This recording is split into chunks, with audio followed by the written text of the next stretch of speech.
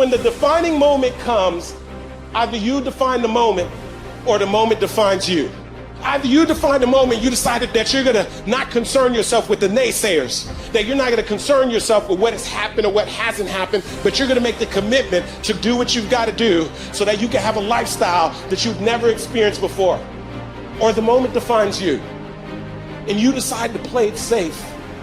And 20 years from now, you say to yourself, what if I would have taken a chance on myself? What if I would have stayed in the game? What if I would have kept making the phone calls? What if, and what if? The what if mentality is, this guy told me I was a 36th African-American Navy SEAL in Navy SEAL history, over 70 years. This guy told me there's only 35 African-Americans to ever be a Navy SEAL. He was pretty much telling me, you ain't got what it takes. I took that and said, what if I can be the 36th? But what if I could? What if I could pull off this miracle? How will I feel at the very end if I can defy all the odds? You're in a test of your will right now, because life says it has a little more test for you. You can look at your challenge with skill, and it will see it just as that. A challenge. Or you can look at your challenge with will. Those exceptional people who are uncomfortable with the times and rise to the challenge because they refuse to allow the chaos around them to determine the conqueror within them. I've never met anybody who was terribly creative or gifted or strong in leadership who was also comfortable. You must be willing to extend yourself to the limit with no guarantee of success.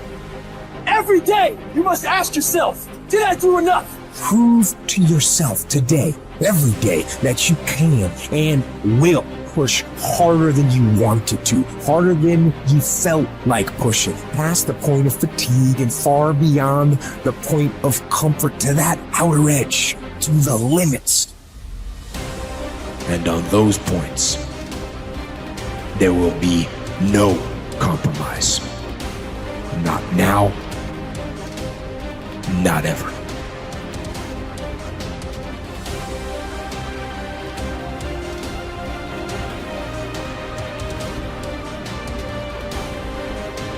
Young people globally want to be like Elon Musk.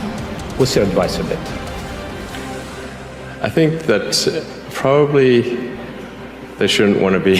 You? I think it sounds better than it is. Okay. Yeah, it's not as much fun being me as you'd think. I don't know. You don't think so? No. There's definitely, it could be worse for sure, but it's, I'm not sure I'm not sure I want to be me. Okay. But if, you know, I think advice, I mean, if you want to make progress in things, I think that the best analytical framework for understanding the future is physics. I'd recommend studying the thinking process around physics, like not the equations. I mean, the equations certainly they're helpful, but the way of thinking in physics is it's the best framework for understanding things that are counterintuitive. And you know, always taking the position that you are to some degree wrong, and your goal is to be less wrong over time. One of the biggest mistakes people generally make, and I'm guilty of it too, is wishful thinking. You know, like you want something to be true, even if it isn't true. And so you ignore the things that, you ignore the real truth because of what you want to be true. This is a very difficult trap to avoid. And like I said, certainly one that I find myself in having problems with. But if you just take that approach of you're always to some degree wrong and your goal is to be less wrong, and solicit critical feedback, particularly from friends. Like friends, particularly friends, if somebody loves you, they want the best for you. They don't want to tell you the bad things. So you have to ask them, and say, really, I really do want to know. and then they'll tell you. First say to yourself what you would be, and then do what you have to do. Assemble your life, action by action, and be satisfied if each one achieves its goal. No one can keep that from happening. Action by action. If your soul be habitually in practice, you will plead and teach, listen and learn, investigate and meditate. What more is necessary? Does what's happened keep you from acting with justice, generosity, self-control, sanity, prudence, honesty, humility, straightforwardness, and all other qualities that allow a person's nature to fulfill itself? So remember this principle when something threatens to cause you pain. The thing itself was no misfortune at all. To endure it and prevail is great good fortune. I think failure is bad. I don't think it's good. But if something is important enough, then you do it even though the risk of failure is high. And so I think my advice if somebody wants to start a company is they should bear in mind that the most likely outcome is that it's not going to work. And they should reconcile themselves to that strong possibility. And they should only do it if they feel that they are really compelled to do it. Because it's going to, the way starting a company works is like usually in the very beginning it's kind of fun, and then it's really hellish for a number of years. You talked about chewing glass. Yeah, there's a friend of mine who's a successful entrepreneur, and started actually his career around the same time as I did, and he has a good phrase. His name's Will Lee. He said, "Yeah, you're starting a company is like eating glass and staring into the abyss," and you agree with that? Generally true.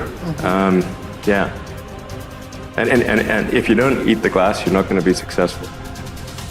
The impediment to action advances action. What stands in the way becomes the way. Believe it or not, obstacles can actually be the thing that propels you forward in your career, your relationships, and your life. Rather than getting shut down by all the stuff that pops up to block your path, learn to understand impediments as essential tools for achieving your goals. While this might seem contradictory, you've likely experienced this phenomenon in your own life. If you've ever overcome an obstacle to reach a goal, you know that the struggle in climbing over that wall taught you priceless lessons that helped you become the person you are now and further refine what it is that you want to achieve in life. It's easy to think about life as a series of fixed happenings. You graduate from high school, you go to college, you begin a career, you get married and start a family.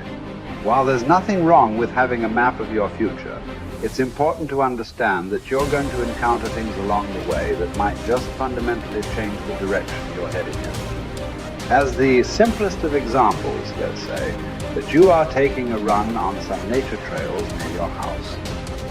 During a storm the previous night, however, the path you always take has become problematically flooded.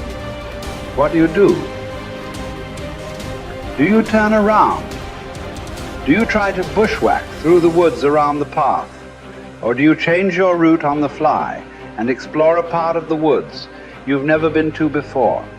If you chose either option 2 or 3, the impediment to your action actually advanced your action. You likely experienced a new and rejuvenating headspace too, either navigating through the woods without a trail or running down a path you'd never considered exploring before.